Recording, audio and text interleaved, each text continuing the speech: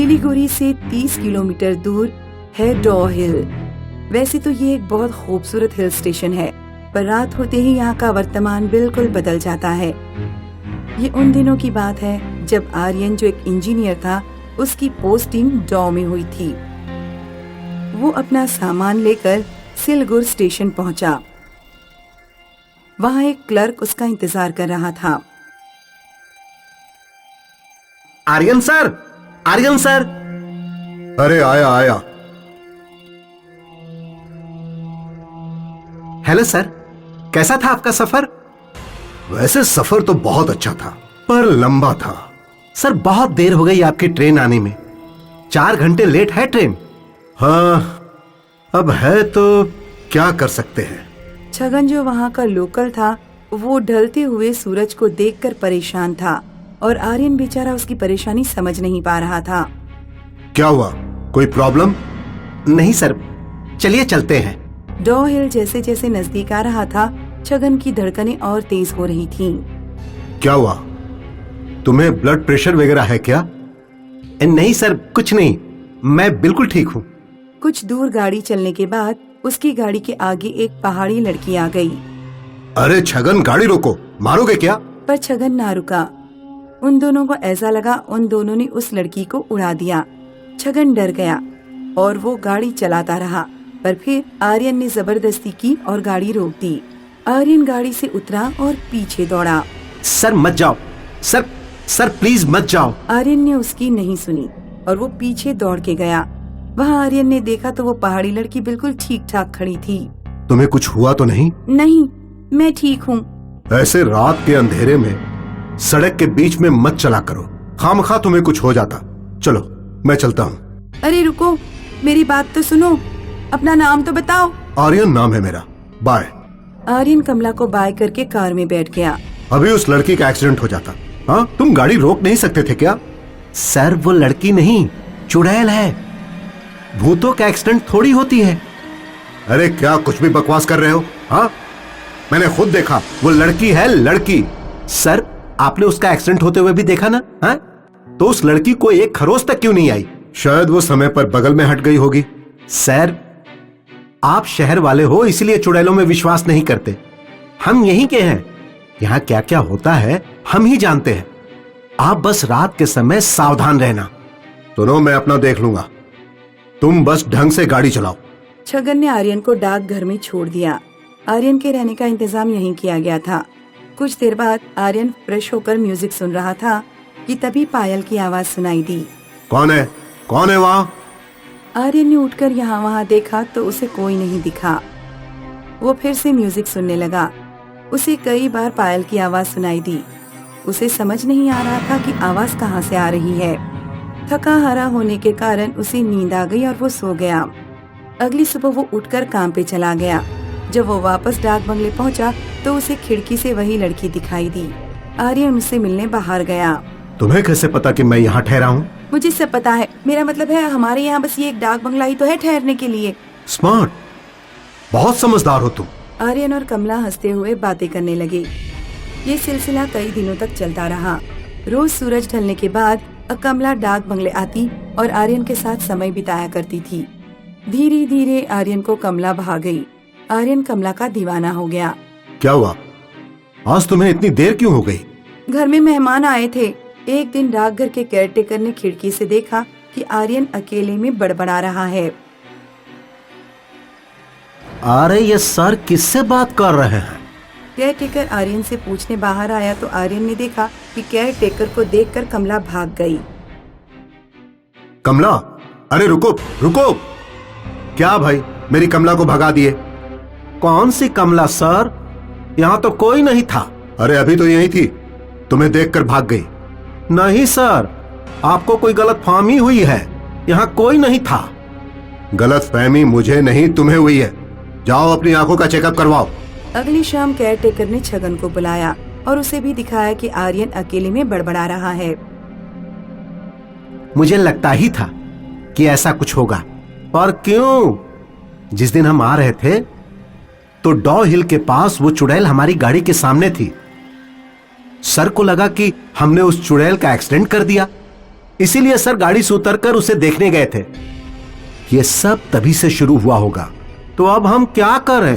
क्या कर सकते हैं? सर को सच्चाई बताते हैं। अगले दिन छगन आर्यन को कार में कहीं ले जा रहा था। हम कहाँ जा रहे हैं? बहुत ही जरूरी जगह पर।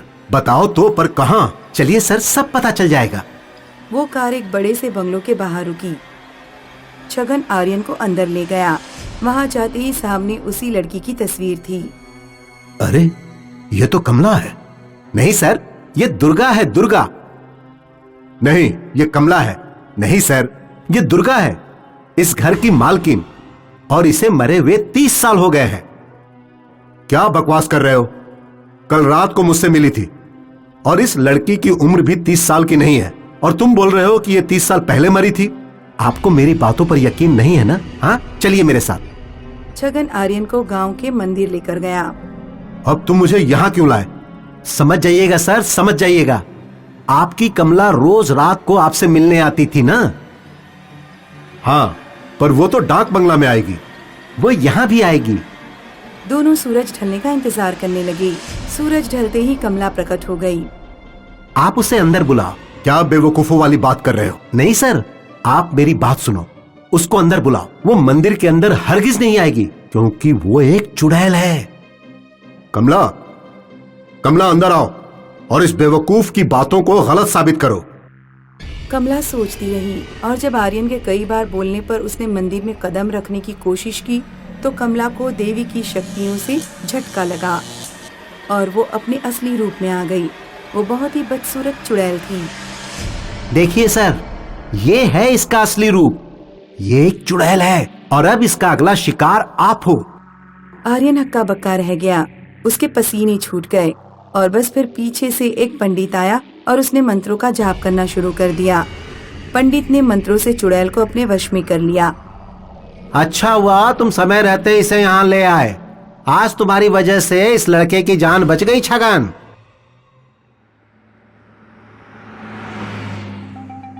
मुरादाबाद में रहने वाले टिंकू की शादी नहीं हो पा रही थी। इसकी कई वजह थी। एक तो टिंकू की लंबाई कम थी, और फिर उसके पास कोई अच्छी नौकरी भी नहीं थी। टिंकू की माँ अपने बेटे की शादी को लेकर बहुत परेशान थी। उसने अपने आस पड़ोस की सभी औरतों से कह रखा था कि अगर लड़की मिले तो बताना, लेकिन अभी तक टिंकू के लिए कोई रिश्ता नहीं आया था।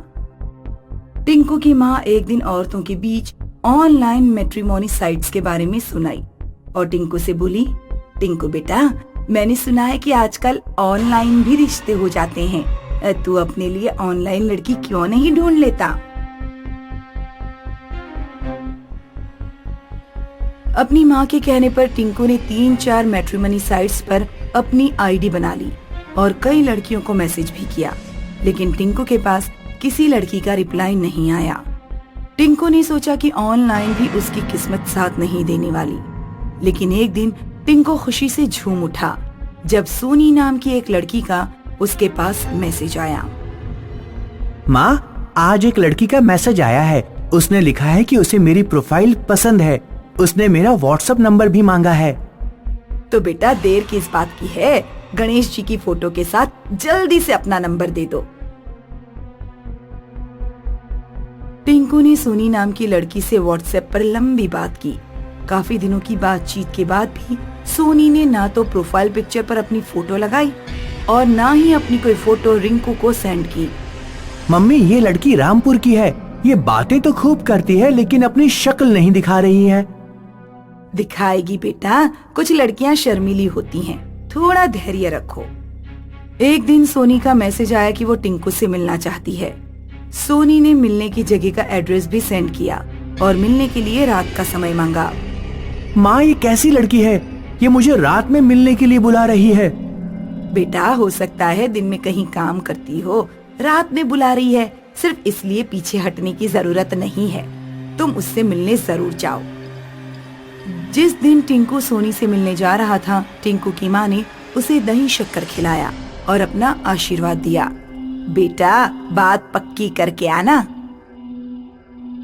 सोनी ने शहर के बिल्कुल बाहर रामपुर रोड पर किसी रेस्टोरेंट का एड्रेस दिया था। टिंकू ऑटो से रामपुर रोड पर पहुंचा, लेकिन उसे वहां कोई रेस्टोरेंट नहीं दिख रहा था। टिंकू ने सोनी को कॉल किया, लेकिन सोनी ने कॉल नहीं उठाया। सोनी ने एक टेक्स्ट मैसेज किया जिसमें लिखा था कि वो फोन पर बात नहीं कर सकती, सीधे मिलकर ही बात करेगी। उस रात मौसम कुछ बिगड़ गया, काले बादल छा रहे थे और हल्की बूंदाबांदी भी हो रही थी। ये एड्रेस तो मिल नहीं रहा, ऊपर से ये लड़की फोन भी नहीं उठा रही। किसी से पूछना पड़ेगा। इस समय रोड पर कोई भी नहीं दिख रहा है, किससे पूछूं? कुछ आगे जाने पर टिंकू को एक बूढ़ा आदमी सड़क पर जाता हुआ दिखाई दिया, जो डंडे के सहारे चल रहा था। टिंकू तेजी से चलता हुआ उस बूढ़े आदमी तक पहुंचा। सुनिए अंकल, क्या यहाँ कोई रेस्टोरेंट है? बूढ़े आदमी ने जब अपना चेहरा टिंकू की तरफ घुमाया तो टिंकू के रोंगटे खड़े हो गए। बूढ़े आदमी की आंखों के गुल्ले थे ही नहीं, लग रहा था जैसे उसकी आंखें सफेद बर्फ की हैं। बूढ़ा आदमी पागलों की तरह हंसते हुए कहने लगा, मैं तुम्हारा ही इंतजार कर रहा था। आ गए। सोनी तुमसे शादी करना चाहती है। चलो मेरे साथ, चलो चलो। बूढ़े आदमी ने कसकर टिंकू का हाथ पकड़ लिया। छोड़ो मुझे, छोड़ो, मैंने कहा छोड़ो मुझे, छोड़ो। 2-3 बार कहने पर भी जब बूढ़े ने टिंकू का हाथ नहीं छोड़ा तो टिंकू ने जोर से धक्का मारकर बूढ़े को गिरा दिया और वहाँ से भाग निकला। टिंकू लगभग 2-3 किलोमीटर तक दौड़ता ही रहा।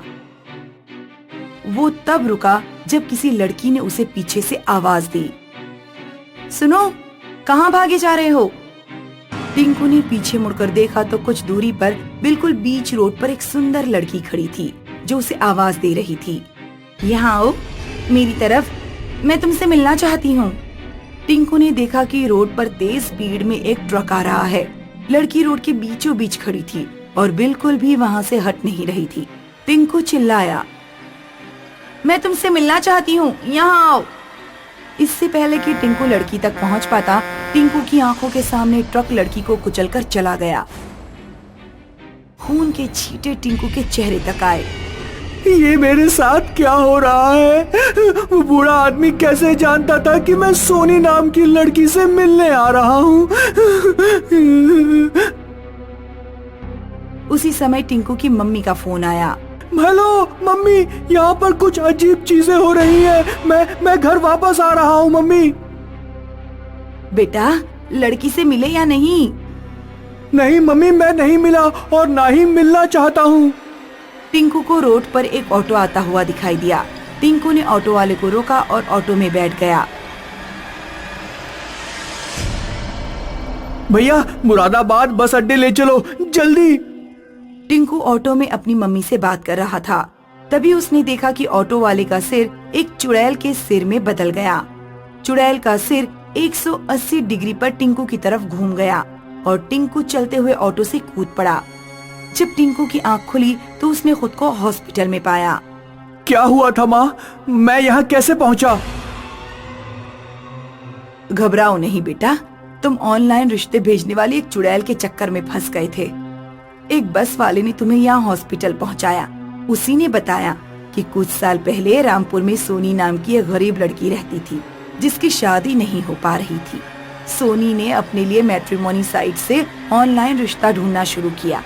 उसकी राहुल नाम के एक लड़के से दोस्ती हो गई थी, लेकिन वहाँ भी सोनी को धोखा ही मिला। राहुल नाम का लड़का मैट्रिमोनी साइट से लड़कियों को फंसाता था और फिर उनका इस्तेमाल करके उन्हें छोड़ देता था। सीधी सादी सोनी इस तरह की धोखाधड़ी बर्दाश्त नहीं कर पाई और उसने रामपुर रोड पर ही एक ट्रक के नीचे कूदकर आत्महत्या कर ली। तब से वो ऑनलाइन रिश्ता ढूंढने वाले लड़कों से बदला ले रही है।